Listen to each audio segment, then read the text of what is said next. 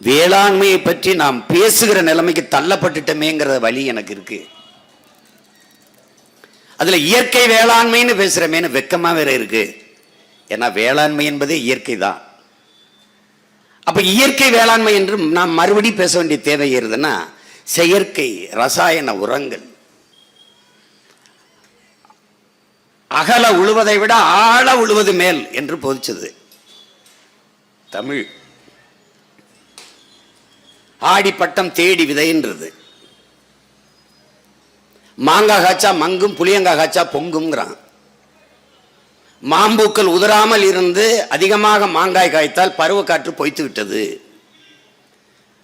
பருவக்காற்று பொய்த்து விட்டால் பருவமழை பொய்த்து விடும். பகுத்தறிவுன்னு பேசுறோம் இல்லையா, அது கடவுள் இல்லை என்று சொல்வது பகுத்தறிவு இல்லை, இதுதான் பகுத்து அறிகிறது. ஆடிப்பட்டம்